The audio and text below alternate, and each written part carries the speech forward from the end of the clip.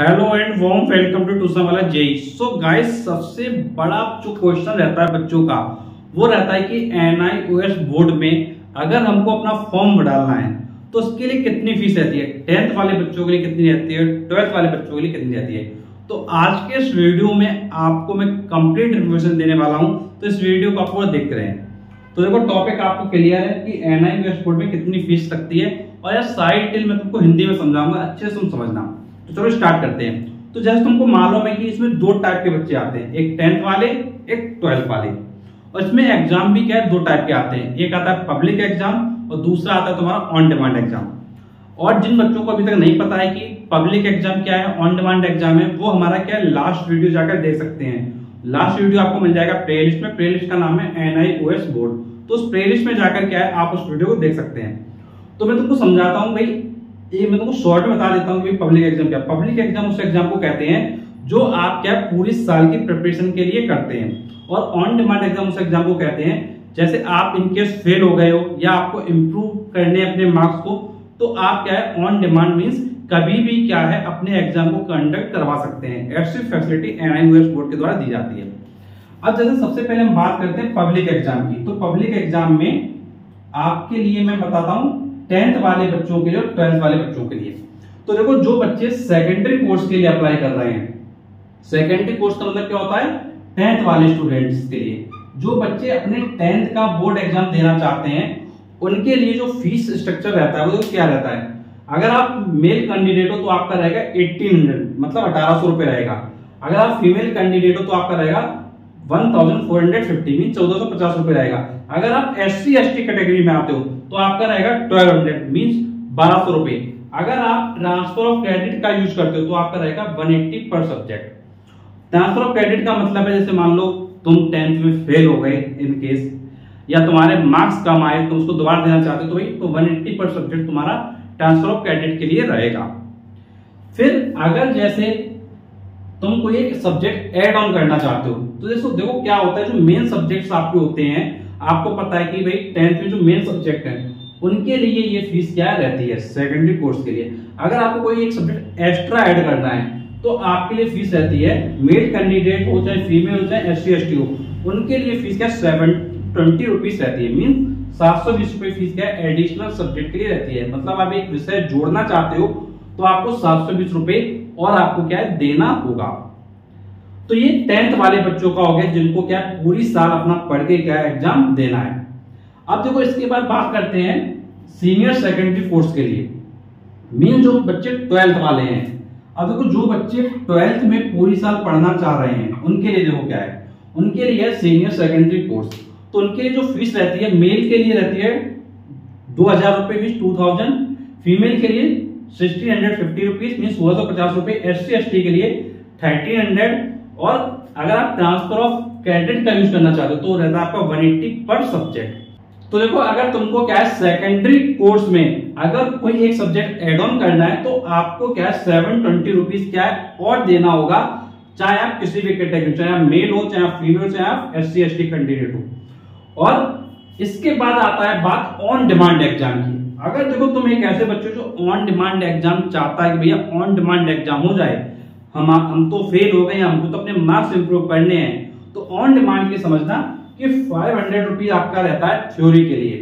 आप क्या theory subject की अगर बात कर रहे हो तो 500 रुपीज रहता है, और अगर आप प्रैक्टिकल सब्जेक्ट की बात कर रहे हो तो आपका रहता है 200 रुपीज। और इसमें जो रजिस्ट्रेशन फीस रहता है वो रहता है 480 रुपीज पर सब्जेक्ट। मतलब थ्योरी में आपको देना होगा 500 रुपए, प्रैक्टिकल में आपको देना होगा 200 रुपए, और आपको जो रजिस्ट्रेशन की फीस है वो आपको देना होगा 480 रुपए।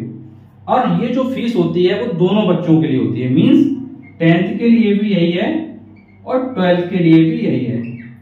तो ये आपके लिए क्या एक बेनिफिट की बात है। अब कुछ बच्चे पूछेंगे सर एग्जाम कब होते हैं। तो बेटा, अगर आप पब्लिक एग्जाम की बात कर रहे हो, अगर आप ये जो पब्लिक एग्जाम मतलब जब आप पूरे साल का तैयारी कर रहे हो, तो फिर आपका जो एग्जाम है उसमें आपके पास दो रास्ते होते हैं। पहला रास्ता होता है कि आप अक्टूबर नवंबर में अपना पेपर दे दें, और दूसरा रास्ता आपके पास होता है कि आप अपना एग्जाम क्या है मई जून में दे दें। तो ये दो रास्ते होते हैं जहां पे आप अपने एग्जाम को क्या है दे सकते हैं। लेकिन आप ऑन डिमांड की अगर बात कर रहे हो तो ऑन डिमांड में क्या रहता है ये आपके चॉइस के ऊपर होता है कि जब आप फॉर्म भरेंगे उसके बाद आपका क्या है, एग्जाम हो जाएगा। तो ऑन डिमांड एग्जाम उन्हीं बच्चों के लिए हेल्पफुल ज्यादा है जो या तो फेल हो गए हैं या फिर जिनको अपने किसी सब्जेक्ट के मार्क्स को इंप्रूव करना है, तो उनके लिए बेस्ट होता है तुम्हारा ऑन डिमांड। अब देखो नेक्स्ट क्वेश्चन ये आता है कि भाई अगर हमको इनके लिए फॉर्म वगैरह भरना है तो कब कैसे भर सकते हैं। तो देखो उन बच्चों को बताना चाहूंगा कि जैसे अब आपको पता है कि अक्टूबर नवंबर में आप एग्जाम देने वाले हो, तो इसका मतलब है कि फॉर्म पहले आएगा। अगर फॉर्म पहले आएगा तो मतलब क्या हुआ कि आपका जो फॉर्म है वो नियर अबाउट आपका क्या है, जुलाई के अराउंड आ जाएगा। तो फॉर्म के लिए ध्यान रखना है कि आपको जुलाई के अराउंड आपको क्या ध्यान रखना है। अगर आप अपना एग्जाम पब्लिक एग्जाम देने वाले हो 10-12 के लिए मई जून का अगर आपने टारगेट बना रखा है, तो इसके लिए फॉर्म नियर अबाउट मान के चलिए कि आफ्टर अक्टूबर आएगा। आफ्टर अक्टूबर आएगा। कई बार आपका फॉर्म क्या है नवंबर में आ जाएगा, कई बार आपका फॉर्म क्या है दिसंबर में आएगा, कई बार फॉर्म जनवरी में आएगा। तो आपको एक एक्सपेक्टेड डेट क्या है माइंड में ध्यान रखना है। और अगर आपको लगता है कि भाई आपका परसेंटेज वगैरह कम हो सकता है, इन केस आप जेई का एग्जाम दे रहे हो, आपको 12 के परसेंट की नीड है, तो मैं आपको बताना चाहूंगा कि इस बोर्ड की सबसे अच्छी बात यह भी है कि यहाँ पर जो तुम्हारा एग्जाम का पैटर्न है, जो एग्जाम का पैटर्न है वो और बोर्ड के कंपैरिजन में क्या है थोड़ा इजी बनाया गया है।